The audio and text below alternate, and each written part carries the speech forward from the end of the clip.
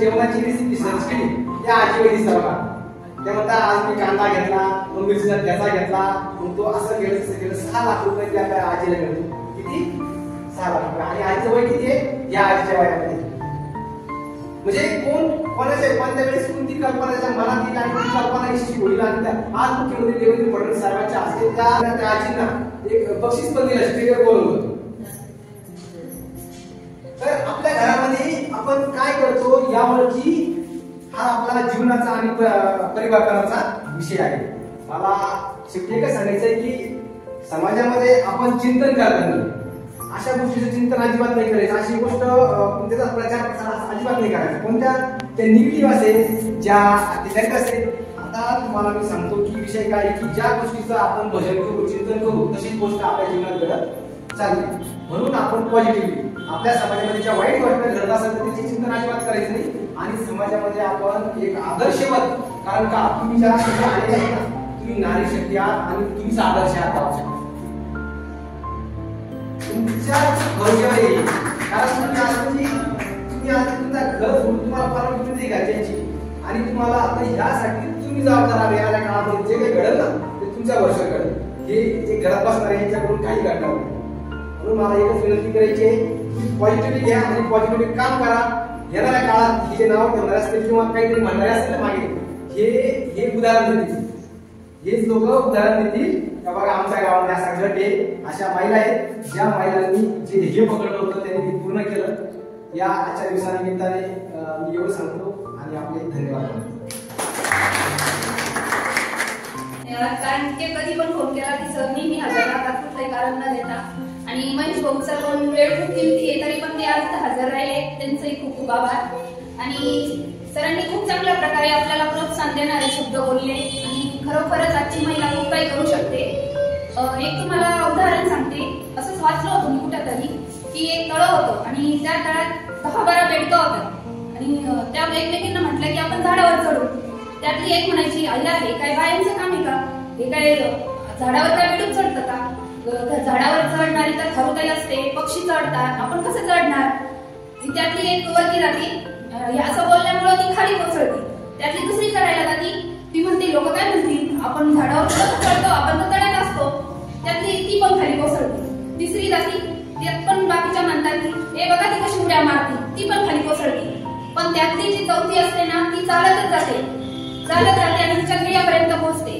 कारण ती ठार कानाने बहिरी असते, डोळ्यांनी तिला दिसत नाही, आंधळी असते.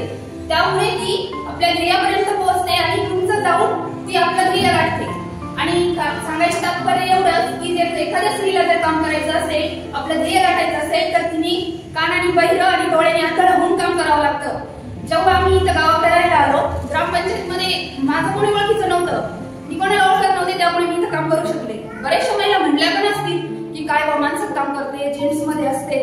म्हणजे माझ्यापर्यंत नाही असं ऐकायला आलं, पण बऱ्याचशा बायकांना वाटतं तसं आणि आजही वाटत असेल. पण मी त्याकडे कुठंच लक्ष देत नाही, कारण मला माझं ध्येय गाठायचंय.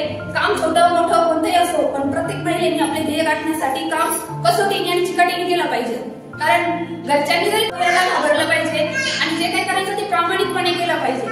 असेल तर आपण आपला स्वतःचा एक धाक बाळगला पाहिजे की नाही बा आपलं जे काम आहे तेच आपण करायचं आणि ते ध्येय गाठूनच आपण आपल्या घरी यायचं. महेश भाऊनी खूप चांगल्या प्रकारे त्यांचं मनोगत व्यक्त केली की जे जगामध्ये घडतंय, जे काही चालू आहे त्याकडे आपण दुर्लक्ष करता कामा नये, पण आपण सुरक्षा बाळगणं तेवढंच महत्वाचं आहे.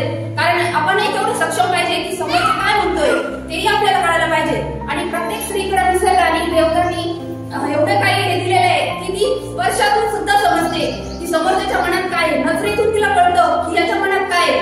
त्याच्यामुळे आपणही आपलं सक्षम राहायला पाहिजे आणि स्वतःची रक्षा आपण स्वतःच केलं पाहिजे.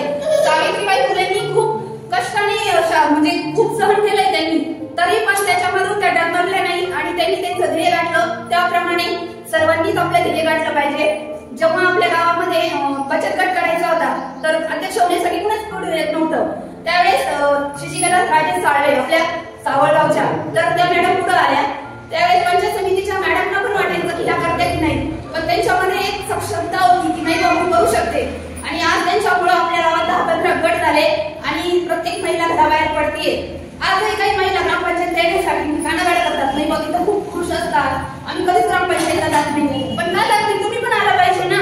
आज महिला कुठल्या कुठं जातीये, तुम्ही तुमच्या मागण्या मांडल्या पाहिजे, आलं पाहिजे, बोललं पाहिजे. त्या दिवशी आम्ही ग्रामपंचायत मधून इथं गेलो सावळगावला, तर फक्त छायाताई बोलतात तिथं आणि भाऊसाहेब काय बोलले की आपण इथं फक्त महिलांना काम दिलं पाहिजे म्हणे, म्हणजे महिलांच्या नावे जर घरकुल असतं तर त्या काम करू शकतात, कारण त्यांना त्यांच्यामधली जी कार्यक्षमता दिसतीये की एक महिला काम करू शकते पण पुरुष करू शकत नाही.